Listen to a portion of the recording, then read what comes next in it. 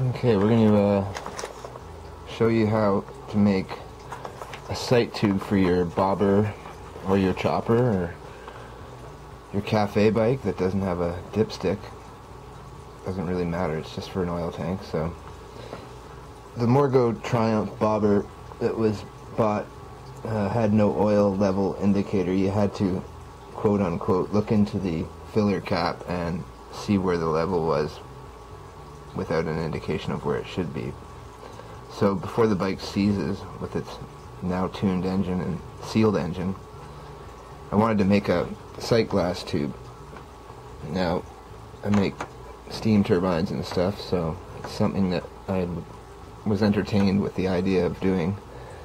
First thing I did was I got some boiler glass, which is available on eBay of course, and cheap.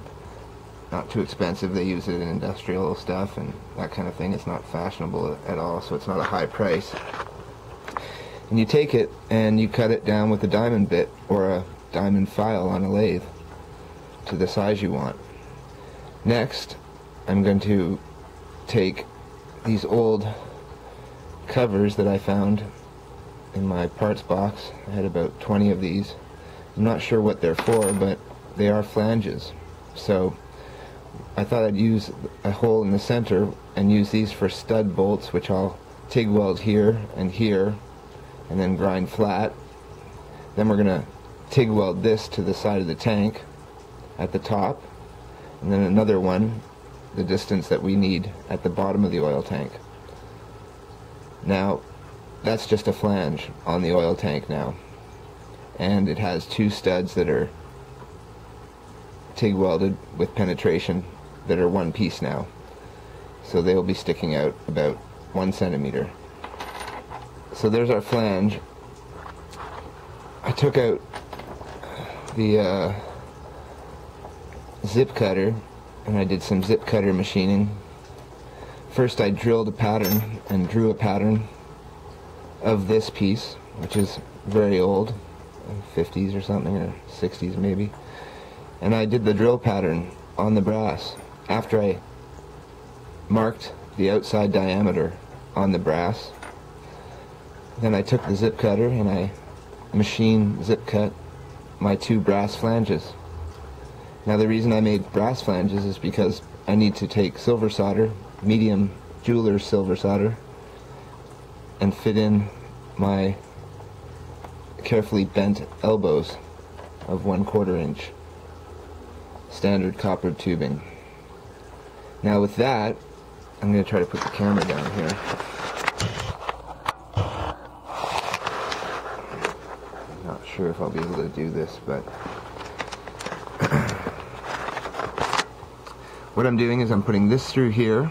It's going to stick proud on the other side through, as you can see there. Now we're going to silver solder this with medium silver solder, which is quite hard, 1200 degrees or so melting temperature. And we're going to merge this piece with the actual brass flange. So we will have the brass flange and this as one piece. The next thing we're going to do is we're going to make sure that that's protruding so that we have a registration into the center of the oil tank or towards the inside of the oil tank. And then when we bolt the flange on, the actual tube feeding the oil into the glass tube will be inside the tank flange. It will not be a blind hole that we're sealing with the gasket. And we'll cut a gasket and we'll fit that on there. Now this is going to be fitted into this piece I turned on the lathe, which you can see has a hole in it, 1/4 inch, just a bit more than 1/4 inch. And we're going to put this into the hole there and then silver solder this piece so that this will become one unit. You'll have the tube and you'll have this coming out of the top of the tube, ready to be bolted on to the flanges on the oil tank.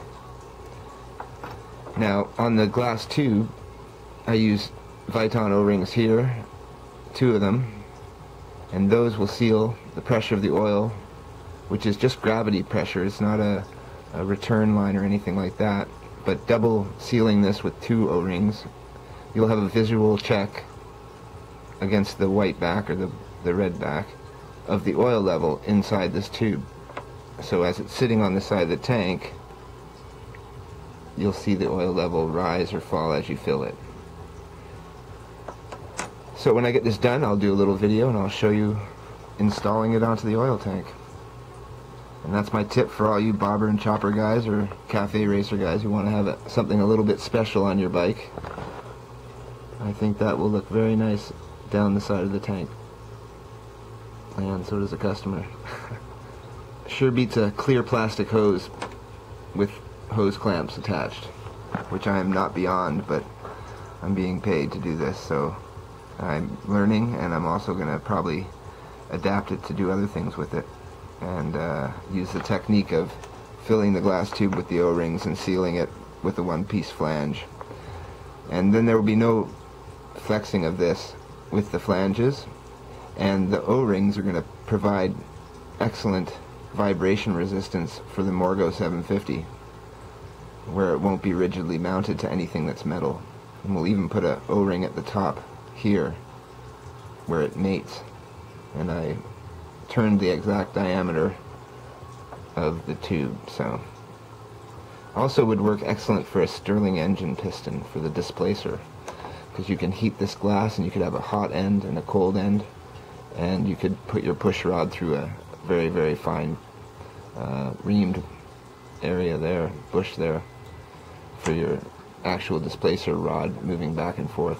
So using a little bit of 1800s and 1900s early fabrication techniques and making it at home, which you should always try before you go and spend too much money on something.